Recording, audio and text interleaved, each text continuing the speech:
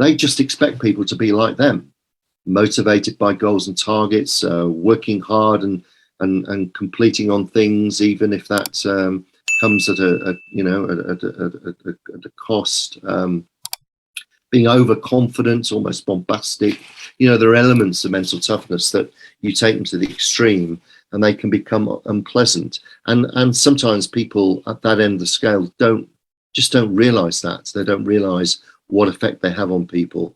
So it's partly the work we do is trying to make people self-aware that, hey, if you're like that to somebody who's a little more sensitive, then you're going to put them offside.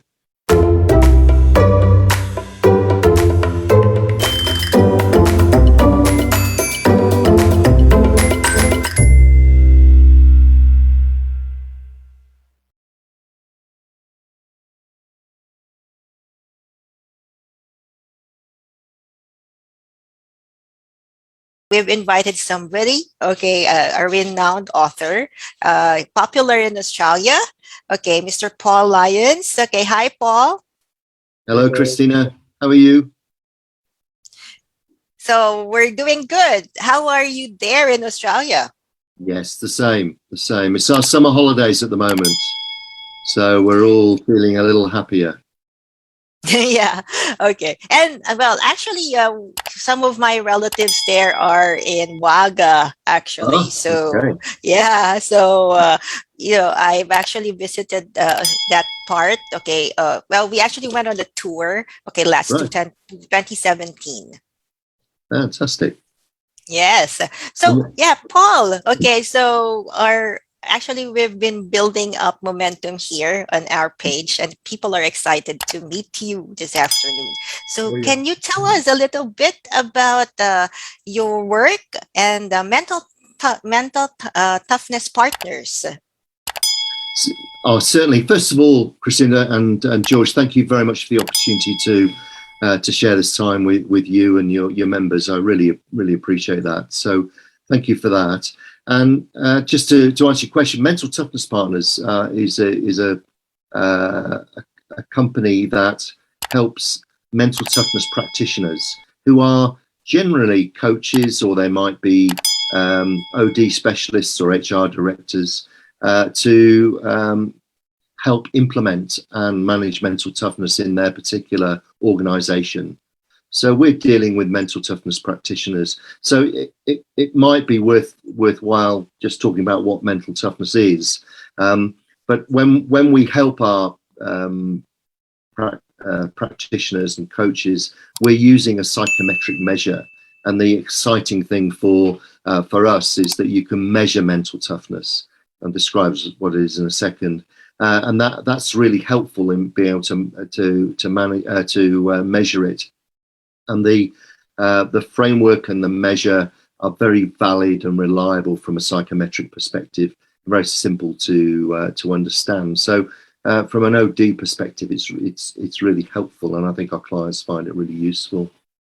You didn't ask me this question, Cristina, but perhaps I'll answer it. I'll ask it and answer it. In terms of mental toughness, that mental toughness is a phrase that we apply to describe a state of mind, which is a mindset that would be for somebody who is resilient and positive. So those would be two of the main characteristics of somebody who's mentally tough. And there are, research would show there are benefits out of being mentally tough, which we can talk about later on. But I should also say it's part of a bigger picture, and the bigger picture is really around the importance of self-awareness. So really understanding who you are, what you stand for, why, what sort of mental obstacles you encounter in your day-to-day work and life, and also what opportunities that you see as well. So I think mental toughness is important, but it's part of a bigger picture, which is self-awareness. And there's also a concept called mental sensitivity, that when we talk, we should talk about that as well, because that's an important part of the process as well. Why don't you upskill in the comforts of your own home? Improve and add more certificates in your resume. Simple, direct, easy. Visit the playlist in our YouTube channel. Browse through our videos and choose the video that interests you. Send in your requests for a particular video and we will send back the certificate via email. Watch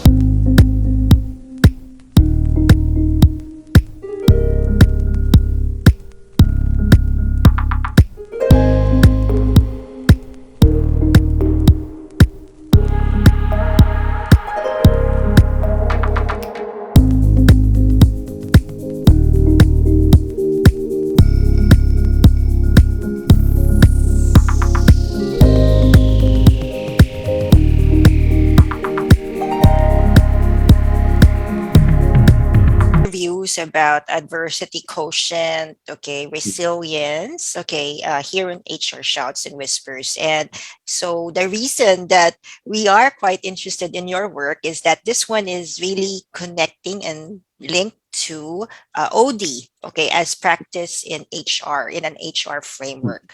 So what are the connections of this concept to HR, Paul? Well, I think they start with the fact that it is a framework and an approach around how people think under stress and pressure, but the value comes from the ability to measure how people think, and therefore that gives you a starting point. So from an OD perspective, if you want to really from anything from an OD perspective, but if you want to introduce some change, or perhaps you're anticipating some difficulties ahead from an organizational perspective, there's some cultural issues, if there's anything where you want to perhaps affect performance, then the benefit of this mental toughness framework is that you can find a starting point really accurately, individually and as a group. So you've got that starting point from then to make a change in whichever direction you feel that you need to do. So therefore it connects really with pretty much all the work that an OD professional would do, just because it's so good at providing that starting point, but also you can measure the end of the process as well. So if you've gone through some kind of development program, or as I said, cultural program, emphasis on raising performance, you've got a starting point and you've got an end point. So that's I think the value that we would see with our clients is this really valid and reliable psychometric, which is pretty simple to complete. It only takes 12 minutes or so online, very simple to understand, but it gives you that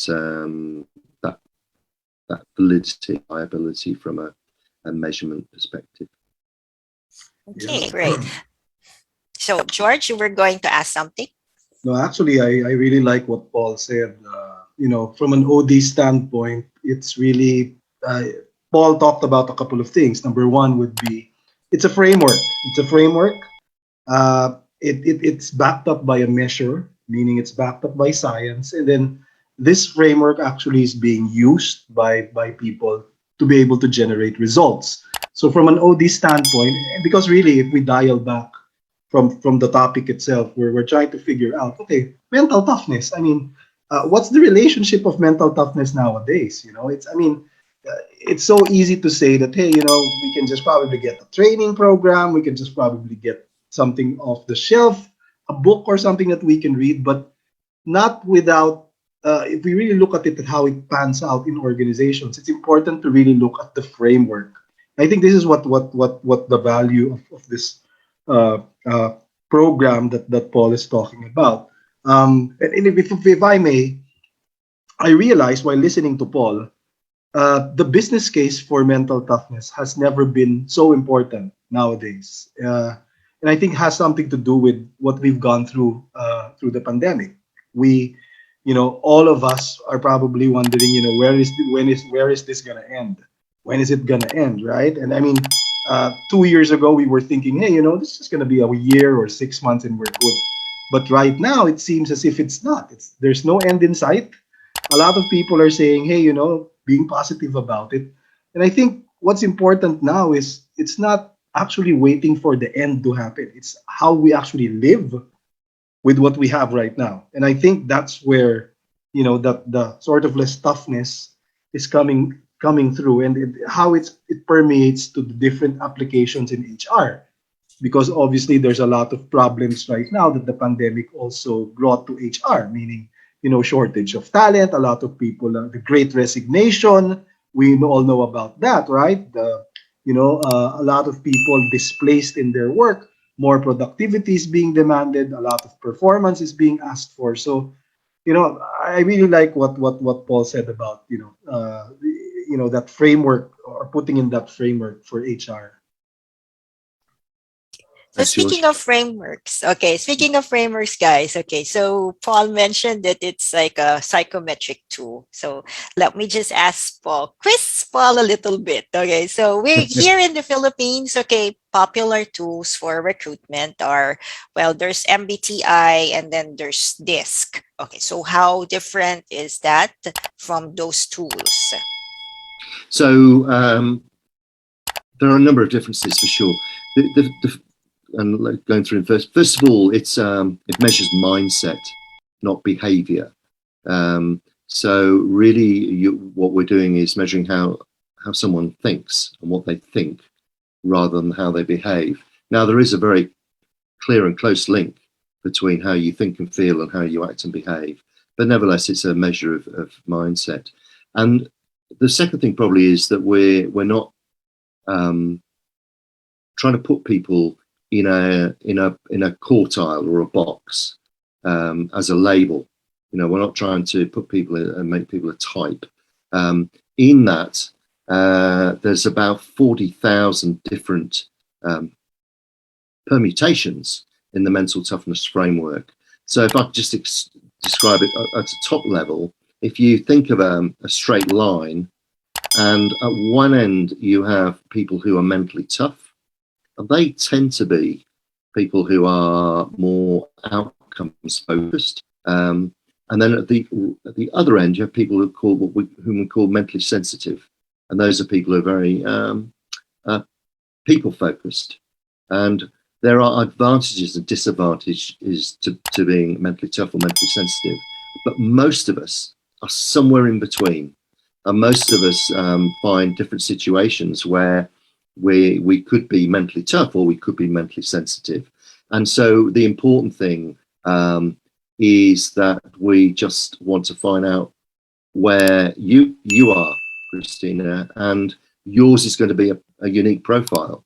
Yours is, although your birthday is the same, your profile is probably going to be different from George's. I would think, and from mine, and therefore we've got a different starting point for our development. So that's another thing. We don't sort of categorize people into types. It's pretty much trying to identify your unique profile. Also, it's contemporary. So it was developed in 2003, upgraded only a couple of years ago. So it's really up to date. It's very, very scientific driven, as George said. So there's nearly 300 independent peer review studies that kind of confirm the mental toughness framework. And AI, as you may know, was developed for men in psychiatric institutions. So it's not particularly relevant to the current, the current workplace framework, in that it's men focused. It's not equal genders, which mental toughness is. So it's contemporary, and also, as I say, scientific evidence is very, very clear. So I think those are sort of the main differences. I think MBTI and DISC have been very popular around the world, but I think they're being superseded by measures such as the MTQ framework, which is the mental toughness framework. I see. And so what are hallmarks of like mentally tough individuals? So when we do hire, so we would have to like go through a series of questions, and then what should we be asking as recruiters? Okay, and how do we spot why does it pay to have like a mentally tough individual in the workforce? Correct. Well, good question. I think the first thing is just understanding what type of person you want, because let me give you an example, and this could be an employment sense. I have two very close friends. One is a school counsellor, so she's very empathetic, very creative, very in tune with people. So she's got elements of mental sensitivity. Because she's sensitive to to the people around her, and I think also she's got some strong mental toughness elements too, particularly around her control, her can-do attitude. And then my accountant is very, very numbers, outcomes driven. So he's not so good on the people side, not so empathetic. But he's mentally tough because he's got a can-do attitude, because he's very consistent, very reliable. Interestingly, he's not so great at routine, at adaptability. He loves routine, and he's reasonably confident because he gets results. So what I'm saying is those people are very different. Now, luckily, I think they've been able to find the right occupation for them. But we find in our work when we're recruiting for clients that we want to understand, first of all, what are the attributes you're looking for when you're wanting to hire a CFO, or perhaps you've got a people and culture director that needs to be very empathetic. Now, you're looking for two different people who think in different ways and who are motivated in different ways. So I think that's the first thing, is just to understand what you're looking for. And then generally, though, the reason that we talk about mental toughness and promote it is because people are just generally a little more systematic, a little more organized. And the key characteristics that you would see would be somebody would have a can-do sort of attitude. They'd be very consistent, reliable, motivated by goals and targets. They'd be quite adaptable and agile, and they'd be quite confident and forthright. So those are all attributes that you would see in a mentally tough person, and are all pretty helpful in a workplace environment, because they're going to be, as George was talking earlier on about the changing workplace, mentally tough persons generally going to be able to adapt to the challenges that we see. A mentally sensitive person, for the most part, will just feel every roadblock along the road, every bump along the road, because they're so in tune with everyone around them and their own feelings and sensitivities, so that when there's an issue, they pick it up and they focus on the issue perhaps rather than the outcome. And that can be a challenge in a workplace. Well, culturally, Filipinos think with their heart. That's what they say. Yeah. So I'm interested in what if like somebody would get your service, and then we'll see if the Filipino workforce is more of mentally sensitive or mentally tough. Well, I think from my experience, first of all, I think it pays from an organizational perspective to have some diversity, some cognitive diversity. So in a team, actually, I think you want some mentally tough people and mentally sensitive people. But in my experience with Filipino people, you are very empathetic, but also you are very reliable and consistent and systematic, hardworking, driven by goals. So that's an element of mental toughness. So I think obviously there's going to be varieties within, but if you're looking at a sort of, if you like, a national characteristic, I would say that the elements of both, Cristina, because you're right, you've got that caring approach, but also I think you're very methodical as a race, and which is a great attribute to be. Well, we're proud of like our resilient. We actually boast that we're resilient. We're a resilient nation, and we've actually gone through tough times actually in December. So, With it, not yeah. just with the pandemic, but somewhere in the south, in the southern part of the Philippines. So it was hit by a storm. So the Visayas part, okay. So up to now, some parts don't have electricity and internet. So we're Sure. missing our friends from that area. So I do hope that things will, improve soon. So there. So how about you, George? Okay, so I think you've been working with Paul. So Yeah. You know what? Something really interesting, Paul. I just wanted to ask that question because we were talking about hiring, right? So, uh, we can use the framework in order for us to be better understand which ones would be good to hire in certain positions or in certain roles. And my question, though, would be, is there a way, and because you said, there's a way for you to be able to measure that where that person is currently, but is there a way for you to measure how that person will manage his people? And I'd be interested if that can also be, because looking at it from where I'm thinking is, this is going to be very, very applicable to leaders and leadership development. Especially if you're hiring leaders who will fill very, very critical positions. But my question is, how will this framework also apply to them managing other people? Because remember, leadership is not just managing the work; they have to manage people as well. It's a really interesting question, George. There's a couple of things. So to answer your question, but a couple of stops along the way. I coach leaders with regard to mental toughness. Organizations would want their leaders to be mentally tough, but not too mentally tough. So in fact, some of the work I do is actually trying to make people less mentally tough and more mentally sensitive, because they've been promoted on the basis that they're a very good manager. They make sure they manage the process, they get the outcomes that are required, and there's been less emphasis on the people side.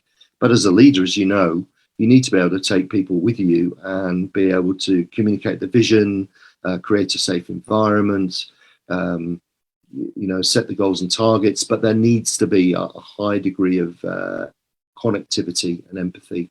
And so for some CEOs or CEOs in waiting, I'm kind of dialing back that real hard mental toughness. Almost sometimes, unless they're aware of it, could be a disregard the human touch. And I think the self-awareness is important there.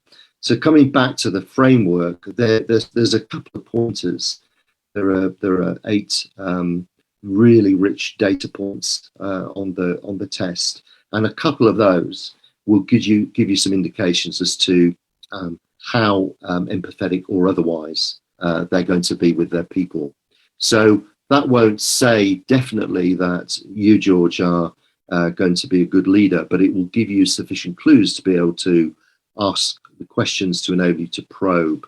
And in fact, the report for hiring that you get with the measure will give you the questions to ask that will enable you to ask those questions around the various sub points, subscales, data points, and there are several around one's personality and how you relate to other people. So that'll definitely give you some clues, and I definitely use it for that to understand how people relate to other people. well, I do agree with that, Paul and George, because like being a leader is, the job itself. Okay, you need to be able to navigate situations. Okay, so you cannot really. It's actually not one size fits all. Okay, so it really depends on certain situations, and especially now. I mean, I think most of the leaders here, most managers here in the Philippines actually would have to go through a certain time in their even if they're at home working, okay, they would have to like talk to people that have been afflicted with COVID, okay, and then trying to decide whether they have to go to work and then address, do the work so that they can reach the targets within the month. So actually, that's the kind of dilemma that managers are facing now. That's right, absolutely. Mhm. Mhm.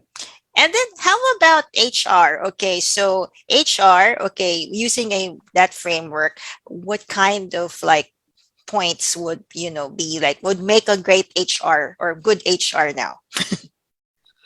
It's interesting because I would think an HR professional really has got to have some people empathy, and there's no doubt to be able to connect with others. But I think a great part of HR often is process related. Mm-hmm. So you've, in our experience at least, when we're hiring HR managers or practitioners or directors, we're looking for a balance generally between the two, so that you've got someone who is relatively empathetic, but also has got to focus on outcomes. So they're not as strict in one direction. You might have a CEO in a tough situation. You might say, well, we're really looking for this profile.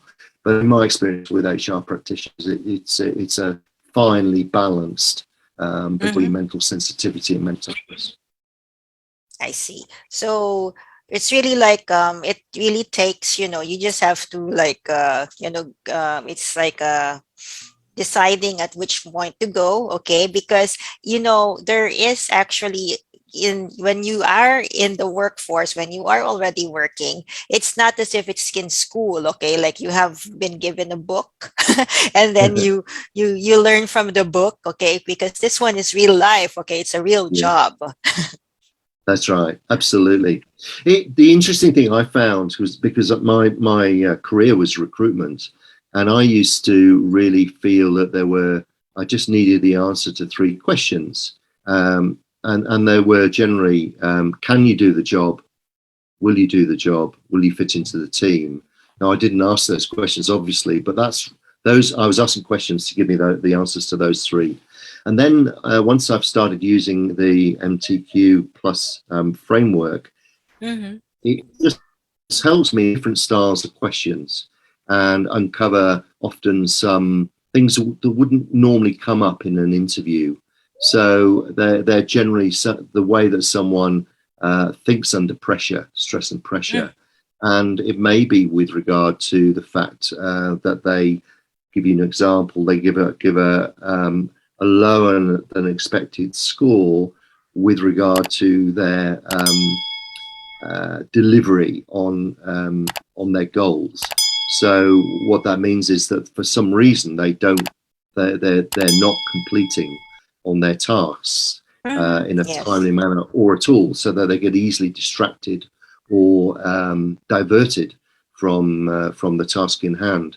Now, I wouldn't necessarily get to that in the course of a normal interview, because somebody wouldn't tell me that. But one of the things with the questionnaire is that it enables you to dig deeper and from a different direction, and therefore you have a conversation that's different, and therefore you may think differently about a candidate than you would just in a normal selection interview.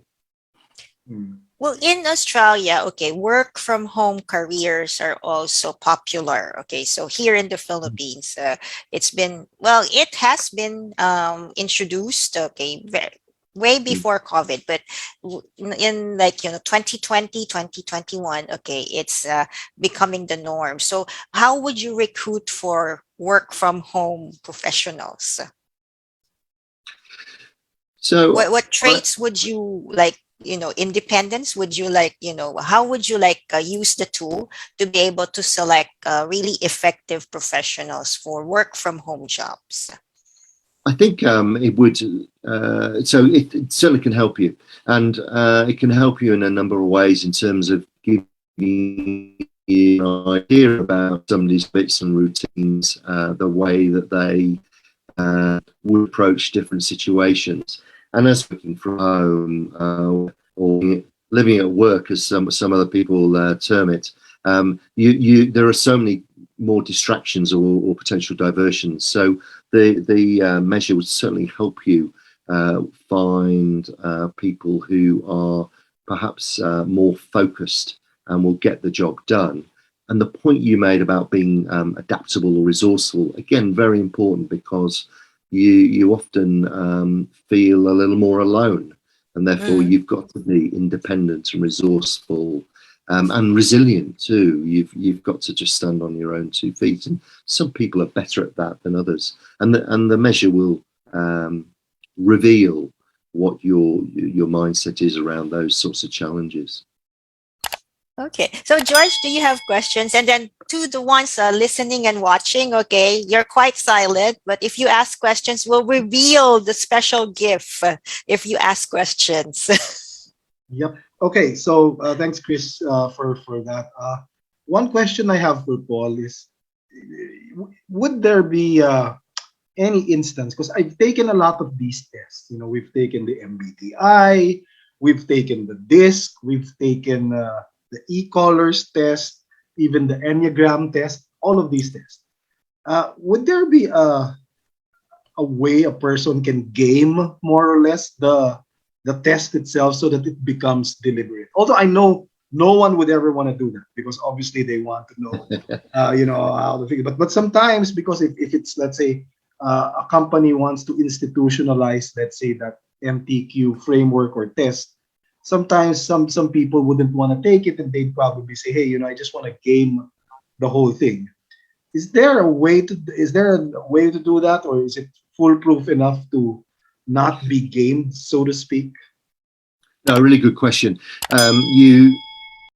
You can gamify it, because you can adopt a mindset that you're going to answer the questions in a certain way.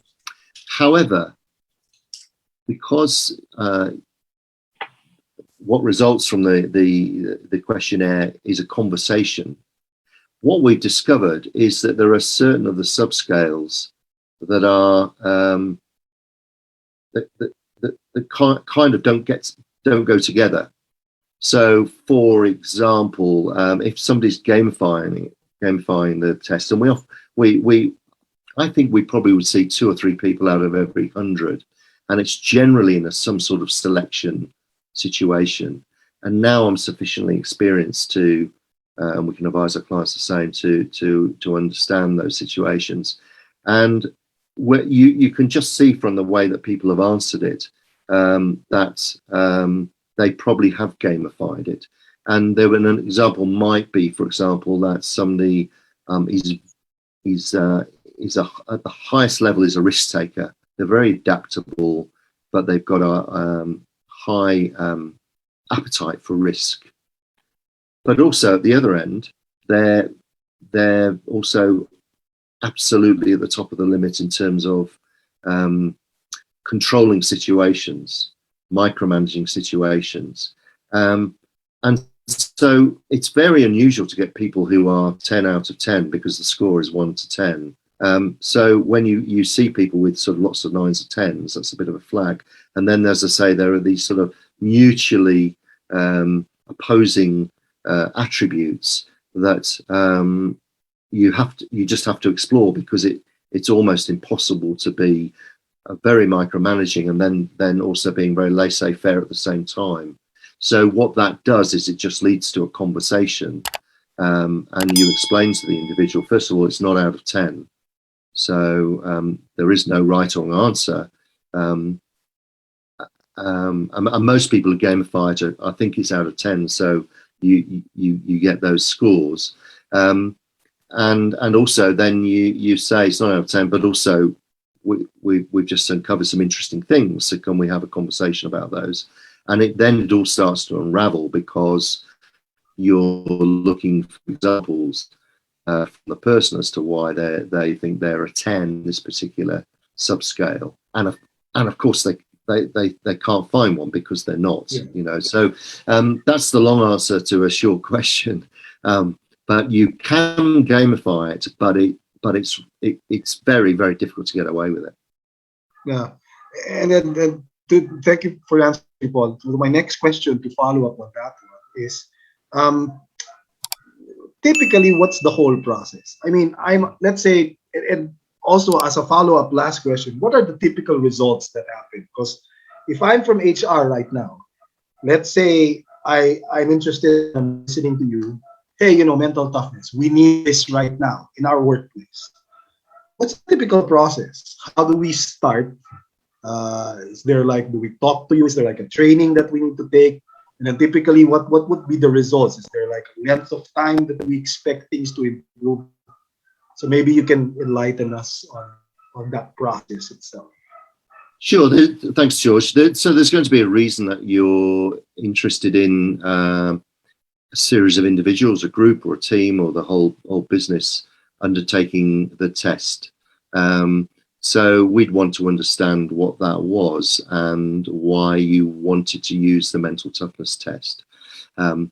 So that process of understanding and then asking people to undertake the test can be a matter of days. There does need to be communication to people as to, we're doing this test, this is the reason that we're doing it.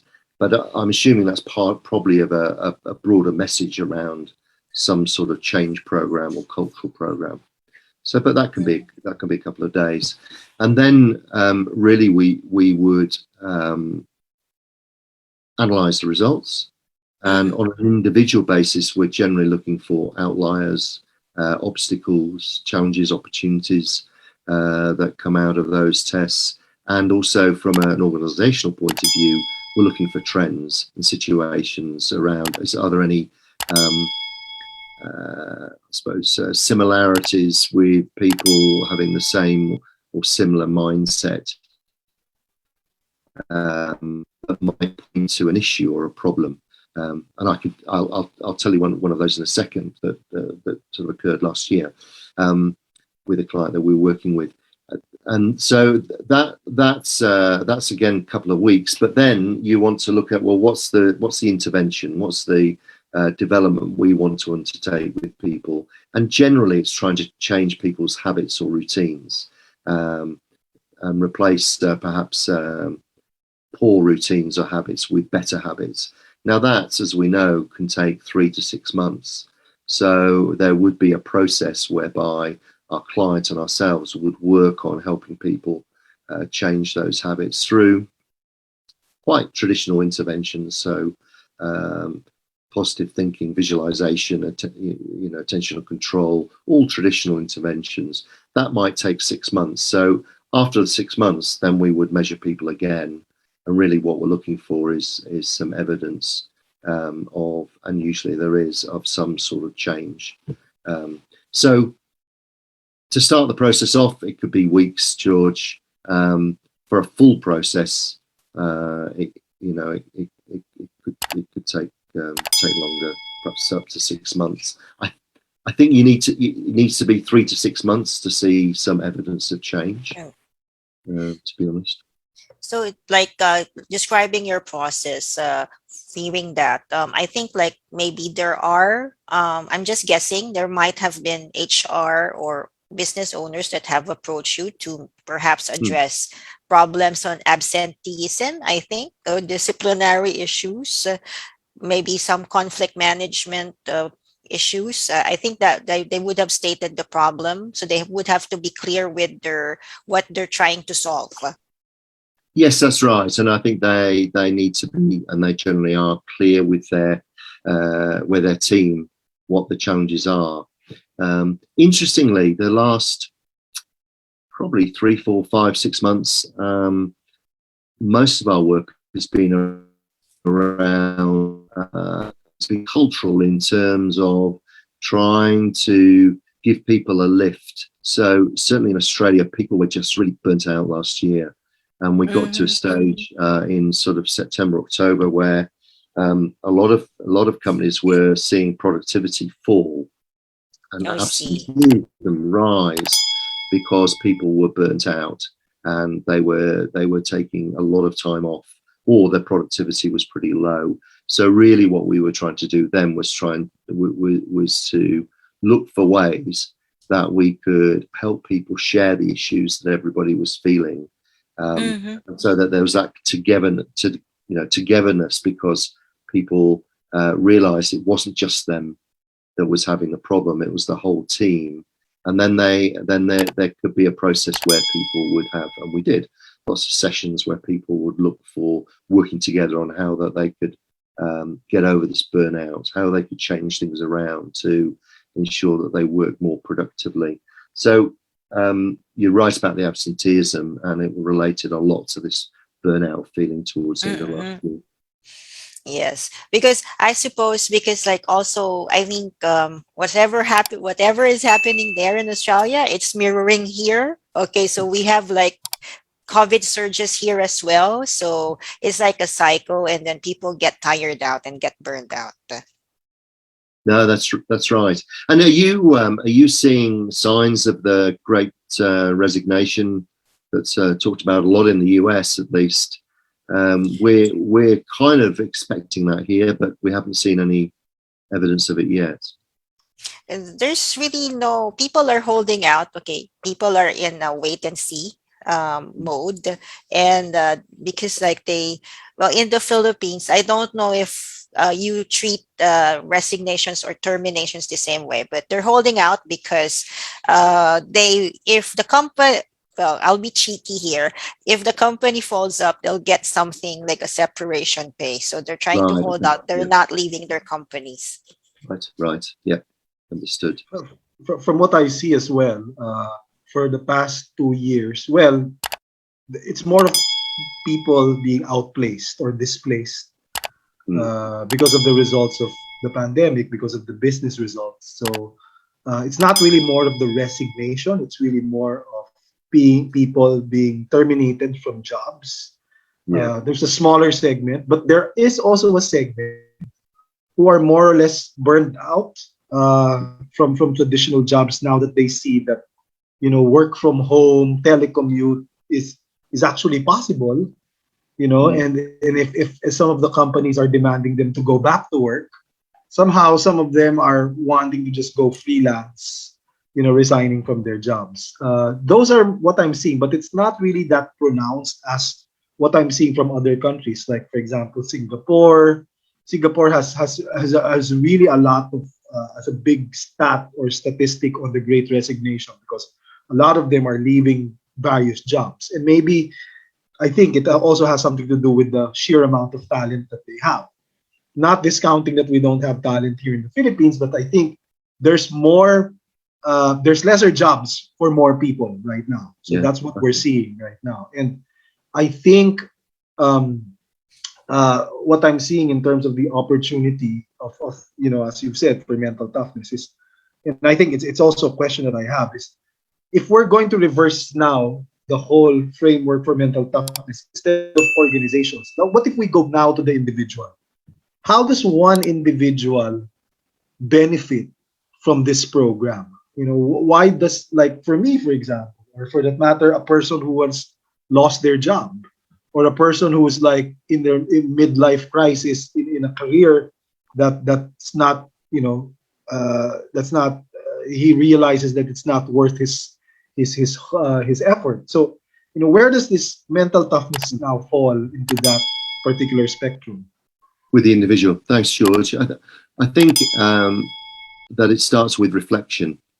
So again, as an individual, either faced with a challenge or an issue, or just wanting to get a grip of where they are and where they want to get to, it's reflection on the position you're in and why you're in that position. And I think the mental toughness framework and measures is really useful and interesting, because it provides you with some data around why you think the way you think, and how you think in situations where you're under stress and pressure. And so that starts to give you some information that you would either agree with or you wouldn't. But the point being is that you start to become more self-aware as an individual. And then what the framework does is that it perhaps gives you some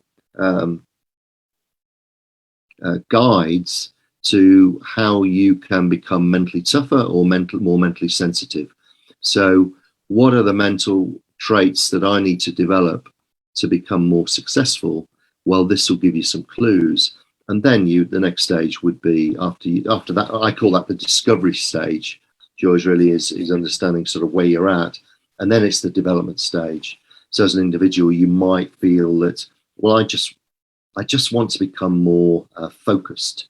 Perhaps I just get distracted by my phone all the time, my smartphone. I keep looking at that rather than doing my work. So that's a sort of New Year's resolution. What do I do? Well, there are habits and routines you can get into that are just simple things to do, like turning your phone off, not having it near your bedside, perhaps having an embargo on using your phone after a certain time or before a certain time. So these are all simple things, not necessarily connected to mental toughness, but they are part of being a little more systematic, organized, disciplined. And that very much is a mental toughness trait. Well, Paul actually mentioned something about being distracted. You know, when I started like, you know, being full-time working here, home-based, I would just get distracted. Okay. Like, the Skype messages while I'm typing or so, and then my husband will turn on the TV. I hear my favorite show. I get distracted. Anyhow, okay. So this one, your framework, your organization, mental toughness partners, okay, can be like they have corporate clients as well as individual clients. Yes, indeed. Yeah, absolutely.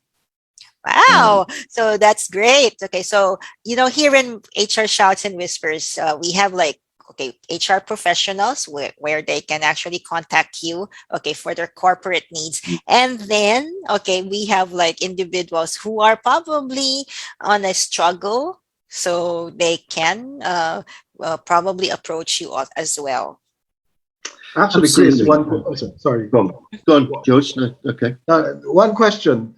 Now that you asked that, Chris, or you pointed it out, Chris, you know, individuals and corporate.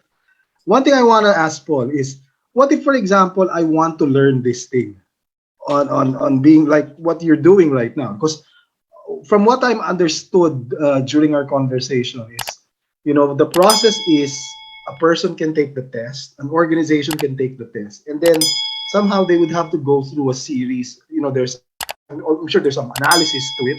You know, a professional such as yourself, Paul, will do the analysis and then probably give the person feedback, and then probably in that feedback establish action items that the person will take in the next couple of months, which is really good because instead of just going through, you know, a generic program for training, this one is more personalized. This is more, shall we say, customized.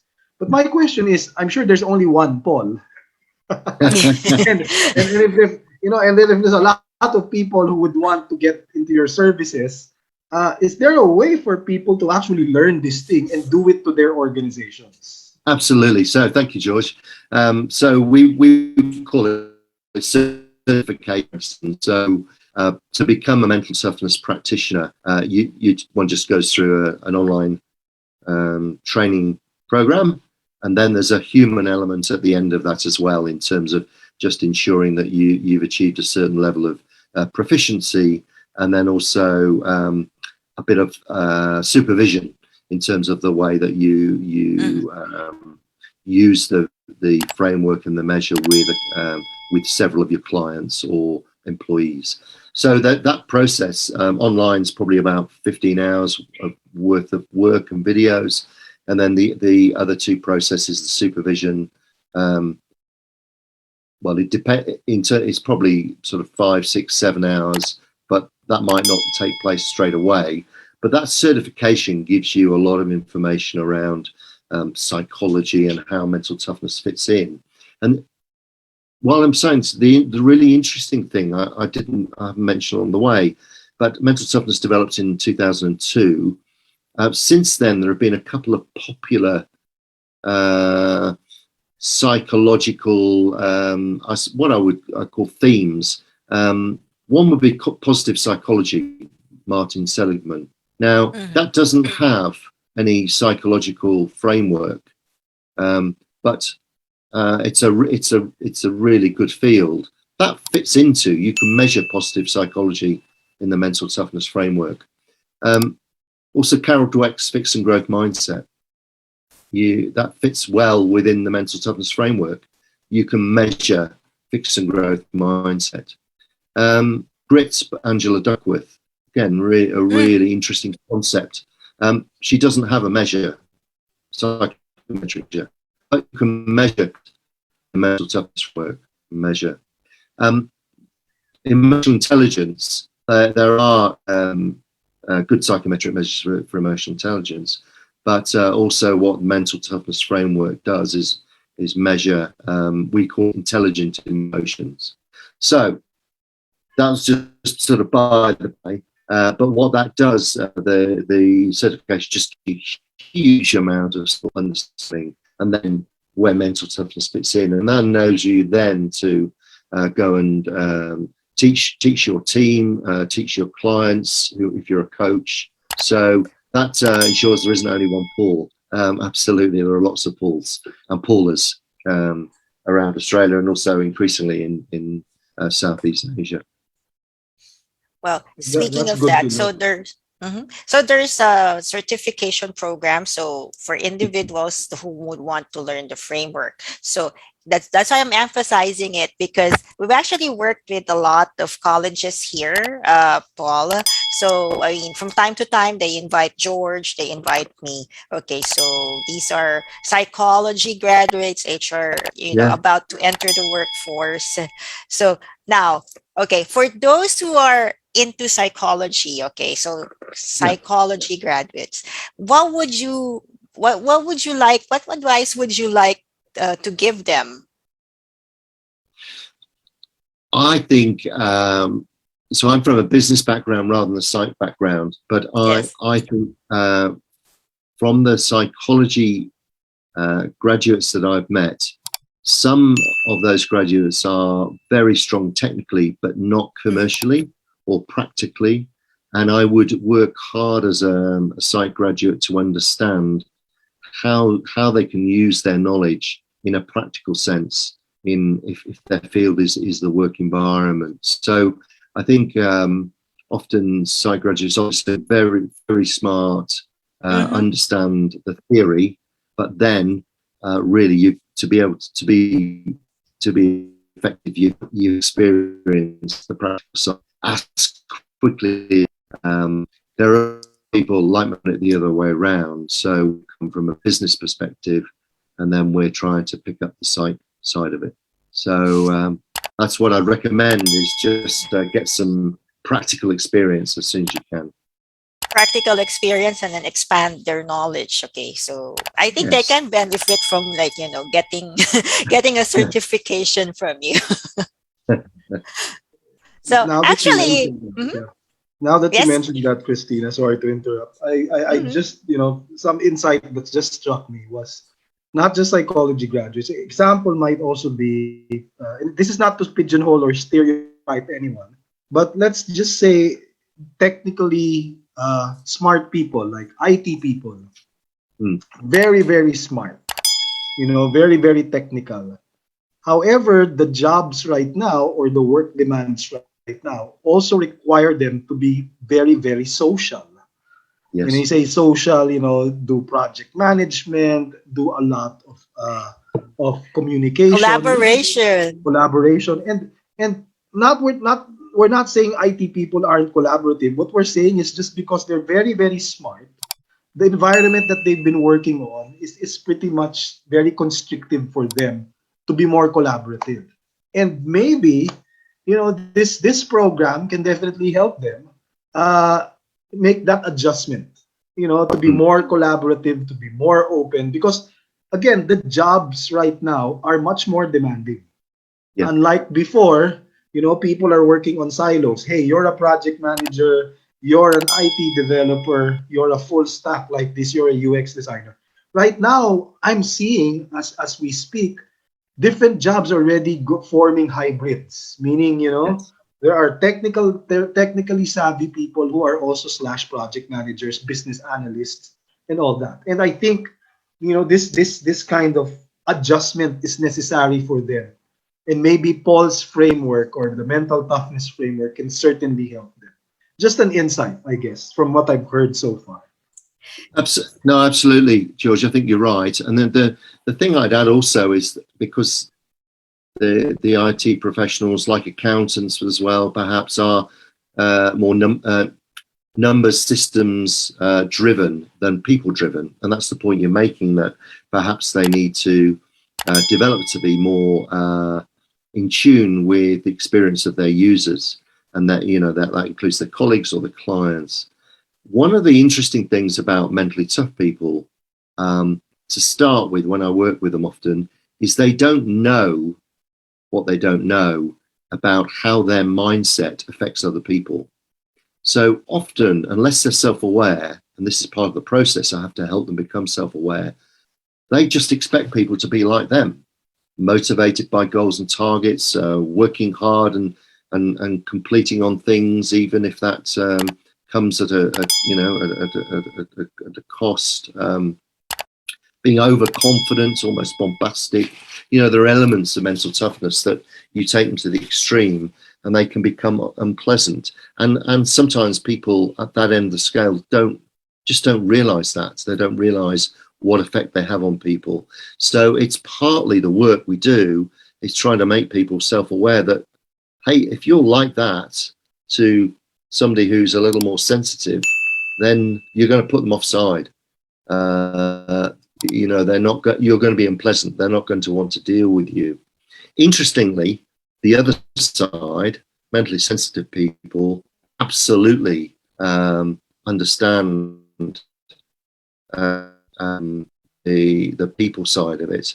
They just struggle with being a little firmer and I suppose forthright, insisting on an outcome. So it's really helpful for individuals to understand what sort of person they are and then make a change if they want to make a change, and most people do. Well, that's how it is when you go through careers. Well, we mentioned, okay, offline. Okay, well, George and I share the same birthday, but we've actually, I think, I've shifted from several fields, okay, throughout my career as well. Yeah. I actually shifted from a very artistic career, okay, to HR, okay, Right. and then I'm into business development now. And George like swung from from also a very artsy fartsy career, and then now is in HR. So people like George and I, we actually like just maybe go to where the money is. No, that's kidding. No, but we actually pursued our passion. So we could say that we're kind of, I would say that I'm like, people like us are kind of adaptable. So I think we're somewhere in the middle between mentally tough and mentally sensitive. And there's nothing wrong with that. In fact, there's plenty of right things with that. Following your purpose, being adaptable. That those are really good traits to have. I don't think, and I say this up front to people who would take the test, there's no right or wrong answer. Really, what you're trying to do is just find a starting point, and then to reflect on whether that's you or not. And if it is you, why is it you? If it's not you, why isn't it you? But really have that conversation, and then from then really move to make changes if you want to make changes. And I say most people do. Most people are on a course of personal development, and I think the mental toughness framework helps you do that. It gives you the tools to be a little more organized and systematic. Yeah, having that kind of insight, okay, would, like, if I were somebody who just graduated from college, it would help me like maybe make my career path, finding a career path more with direction rather than going with your gut. Not that there's something wrong with going with your gut. So there. I think it would, in that just it would educate you as to the types of environment that you're probably going to flourish in and those that you're not. So that's a help. And as we know, when we're younger, we often don't know what we don't know. So any help that you can get. And that's probably also a point to make about mental toughness, is that there's no difference between genders. The women are as mentally tough as men, and vice versa. We do find that women are perhaps score slightly higher in terms of being resilient, and men score slightly higher at being more confident. But put the two together, very similar. The other points probably are to do with age. Just you were talking then, Cristina, about the younger people leaving university. Those people generally are the people that can get the most uplift in terms of understanding and development. Whereas people, certainly my age, the granddaddy kind of age, you generally have worked out how to navigate life's obstacles or accept them. So you don't necessarily benefit as much unless there's a glaring issue or obstacle that you've got, a personality trait that you just need to change because it's going to stop you. So from a career perspective, that might be something that would stop you getting further in your career. But generally, as you get older, you just naturally become more resilient and mentally tough. Wow. So I actually do like this because corporations will be able to use your framework, individuals, career shifters, any age. Okay, so I actually like that framework. So I'm very interested. So Paul, George mentioned that you have a book coming out. Yeah. Well, we could. Yep, George, I'll let you take over here. Yeah, I think. Well, Paul did promise us for HR Shouts and Whispers, our audience who would be interested in our discussion today. This is an exclusive. It's all the ones who would want to get to know how to build resilient organizations. Work, and Paul is obviously an author, so he's coming up with a book. It's actually a blueprint on how do you actually build resilient organizations, and he wants HR Shouts and Whispers to have the first dibs, Chris. Meaning, anyone who was interested, we can share to you the link. Just sign up and you get an advanced copy of the book. It's going to be released by February, right, Paul? And then, but they can get it as early as the last week of January. So it's just like a very good blueprint that they can use. I'll share the link. I'll share the link. Yeah. So okay. So George is sharing the link.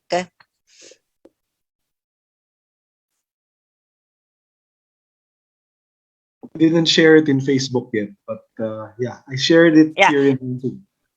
So I'll actually I do have that. Okay. So I'm just navigating something because something just happened. Yes. We're just testing the technicals. I'll just put everyone on mute.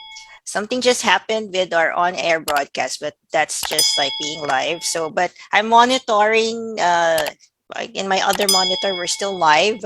But okay, so I'll just show the link. Wait, one moment. Okay, George and Paul, continue, please. Okay. Can I just compliment you on your mental toughness there, Cristina? You were very calm, resourceful, adaptable. You didn't panic under pressure. So that's a good sign that you're mentally tough. Actually, George and I, and then there's another person with us, Ken. We've been doing this. We started it actually 2019. Wow, bit 2019, and then somehow during the pandemic, we actually had a lot of requests for interviews. I mean, topics to pursue. And right now we're on the 109th episode. Fantastic. Okay, so we're just going to show the framework. which I think is one of the one of the pillars of being mentally tough. Absolutely. Yeah, just do it. Yeah. And then, just to share with you, when we were in college, we were in we had, our course was film. Okay. And I think George and I, okay, we had really, we were really on a budget when we do our productions. And I think that trained us to be mentally tough in a way. Oh, yeah. Yeah, absolutely. We came from a very, long lost era of movie making. Paul, just one question that I'd like to ask. What are the typical results of your corporate clients? Just for my curiosity, maybe you can share with us one anecdote or two examples just to share, to the audience. What typically would the results be? What might have been the problem or the challenge before? Because obviously they come to you for something, they want results. And maybe it might be good if we can just you paint a picture perhaps of the results or an example. You don't need to name the client, just probably the industry and how you've worked with them. Thanks, George. So a good example would be with a client last year. I'll talk about second. First of all, just to say it's a normative test. So what we're looking for generally when we're looking at the results would be for consistency on the data points. There's 13 data points, eight of the subscales I mentioned, and what we call the 4 C's, which are control, commitment, challenge, confidence. So they relate to mindset traits. And we're generally looking for consistency, but then some outliers on which to probe, which can be at the mentally tough end or the mentally sensitive end. So we had a client last year that was a law firm. They and under a lot of pressure, they're very busy, people working long hours, and we were engaged by the HR manager who felt that there was some sort of cultural problem. So there was part of the business underwent underwent our program, and what we were trying to find out were what were the challenges and issues that were leading to burnout, dissatisfaction from a cultural perspective, above average resignations, and essentially what we found was that there was a group of about 20 people in this particular team, and broadly just a little bit more females than men, probably something like 12 and 8. And really what we found with the results was that there was just almost every female in the team had low confidence scores. And this seemed to stand out. And so once we went through some interviews and debriefs with each individual, we understood that one of the challenges for those people was they just felt they didn't have a voice. They felt their partner was too bombastic, spoke down on them. It was a sort of a classic male-female kind of dynamics. And they'd all felt afraid really of naming and shaming. But really what we were able to do through this particular process was this came out. And so what we were able to do was work on how do we create a safe environment for people to work together as a team and and rebuild people's confidence. And the rebuilding confidence was relatively easy once there was a safer environment in which to talk. And then we had to do quite a bit of work with the individual partner who kind of was in denial in a way. So it's one of those examples that I mentioned before, George, where he didn't realise or purported not to realise the effect of his style, which was very task-driven. And he was really sort of like a slave driver. So that particular process was unwrapping some real cultural issues and use the framework as a way of doing that. And then subsequently, the law firm and that particular division have been able to rebuild, higher performance, less attrition, happier people, better cultural surveys. And this individual, I guess there was a question mark as to whether they would survive the process. And sometimes it's touch and go, but anyway, they did. And they've kind of been able to their credit, reform and adjust their style and be aware of their style and how it may impact on people negatively.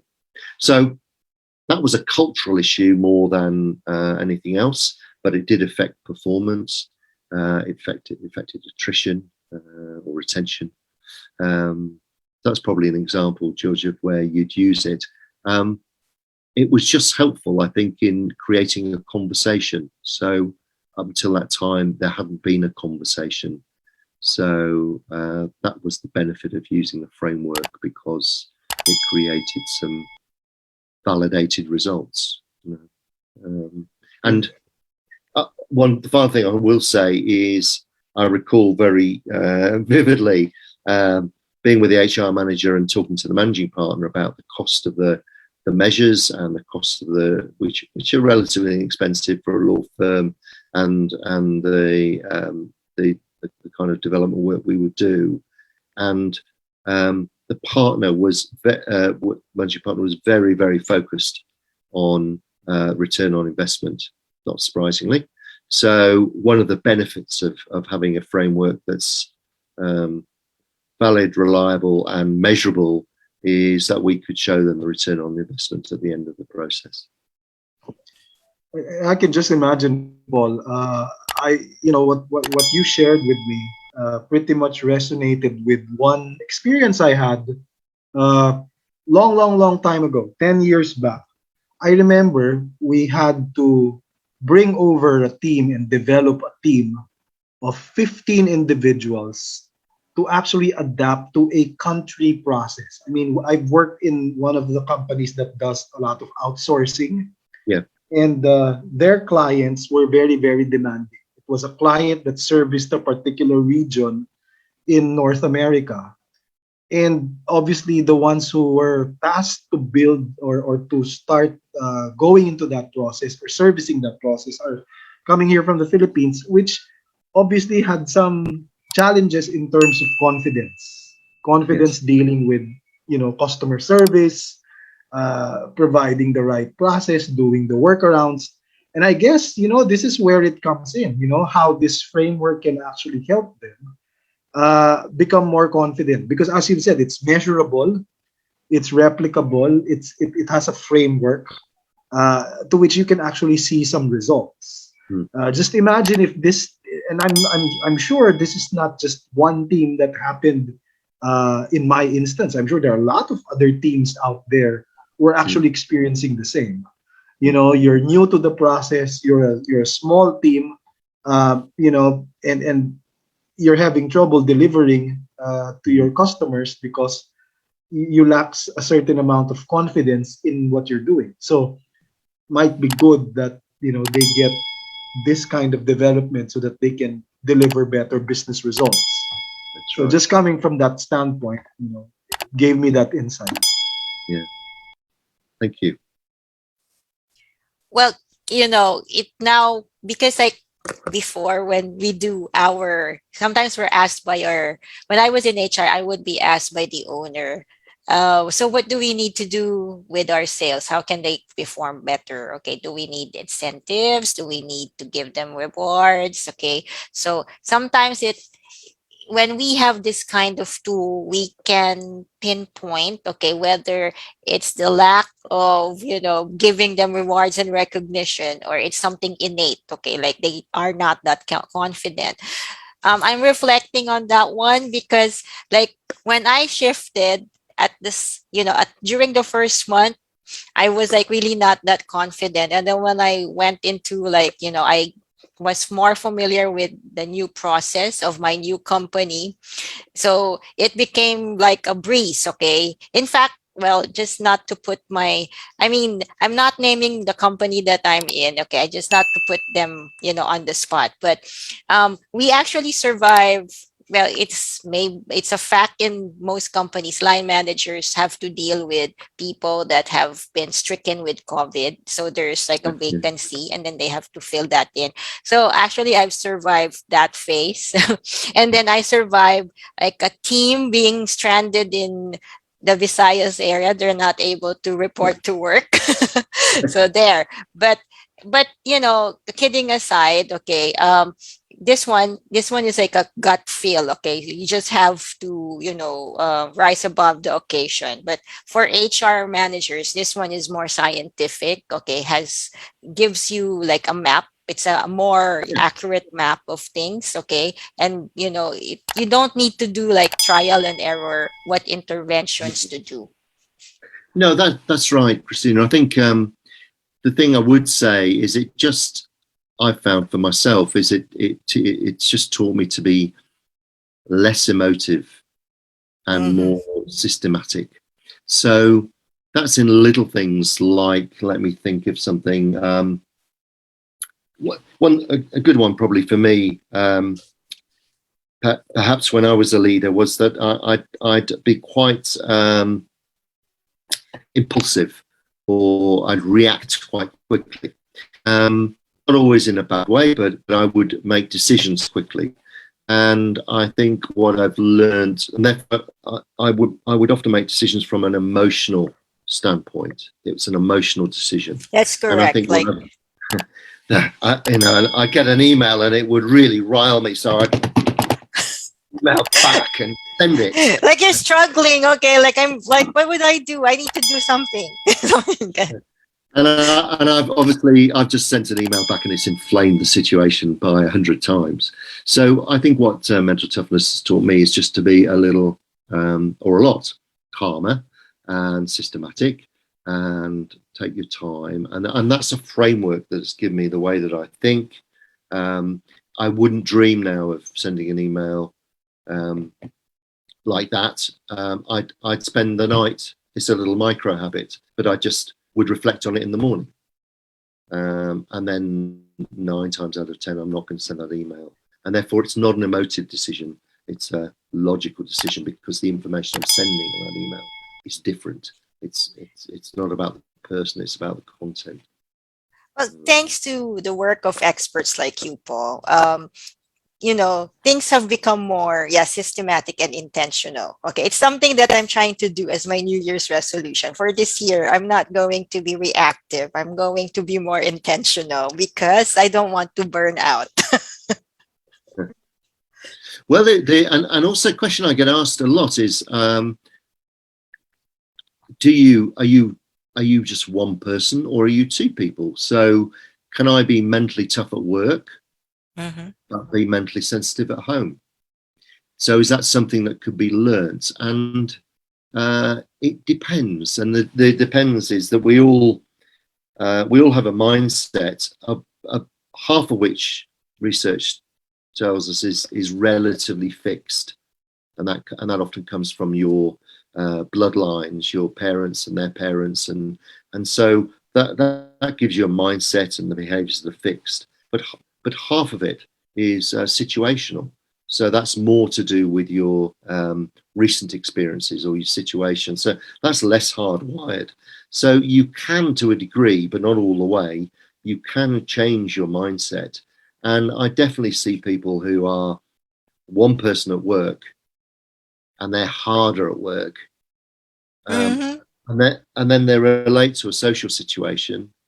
They've just learned to program themselves that they can relax a little in a social situation, and they're much more empathetic and sensitive. So almost you could learn to be mentally tougher at work, mentally sensitive at home, or the other way around, depending on what you want to be. But I suppose what I'm saying is it is under your control to a certain extent, not all the way, because some of your mindset's hardwired, but some of it, half of it, you can change. Oh, so yes. So this is like actually what we're talking about is like really reflecting. So it's the theme because we've just celebrated the New Year's and about to celebrate Chinese New Year here in the Philippines. So Yep. people are in a reflective mood. So anyhow, okay. So time flew in our audience. So I would like to thank our audience. They're there, they're quiet because they're actually absorbing what you're saying, Paul. Whenever there's an expert that's coming here, they're quiet because they're absorbing things. Okay. So anyhow, so how can first is okay, how can they contact you and George? Okay. And then okay, what are things to come from you so that you can continue to link with HR Shouts, okay, to post whatever's coming from you. So two things in terms of, first of all, thank you. I really appreciate the opportunity to speak with you and your audience. I'd be very happy to answer any questions if people have questions or following up things I've said. I'll answer every email that I receive. George, it's probably best that if I ask you to send that to paul@paullyons.com. That's probably my main email address. That's probably the one. So I don't know where I can get that on the somewhere on the form or whether I give that to you, Cristina, but Paul, Paul @paullyons.com. That's the easiest one to remember. And I'll answer every email that I get and answer any questions. And then George, you've got the process for the book, haven't you? I think. Yeah. So we've posted that one. We've already posted that one. So yes, everyone who's interested to get that advanced copy of Building Resilient Organizations, just sign up and then you'll be getting that link in that ebook for free. And it's going to teach you how to create mentally tough organizations. So very, very good blueprint. So we have like a reaction from our, so we have a reaction from one of our audience. So that's East Street. So it was a very informative session. She learned a lot and she's hoping to get in touch with Paul. So she wants to get her LinkedIn. I'll share She's very welcome. Yes, she would also be on LinkedIn. Okay. So anyhow, okay. So Paul, thank you for, saying yes to our invitation. And George, okay. So nice to see you again. And then anyhow, okay, this is like a day. We are about to end our session now. And to everyone, okay, who watch this session, okay, so just feel free to connect and then send your questions. Okay. And then this episode will still stay on our page. And then those who failed to, make it at this time, they can still, catch up and then keep on sending your questions and we'll collect them. Anyway, thank you, Paul. Have a nice evening there. Thank you, Cristina. Paul. Thank you. Thanks, George.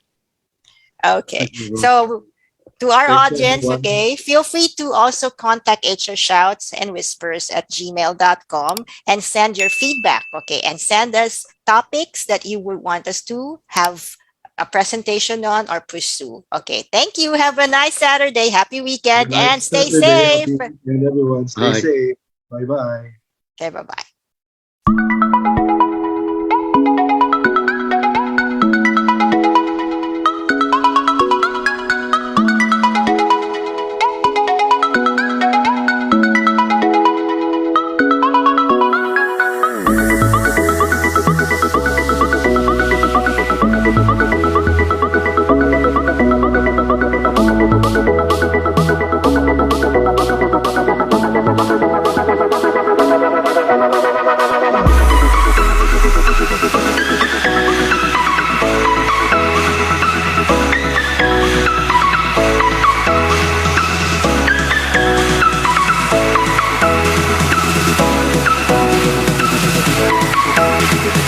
Thank you.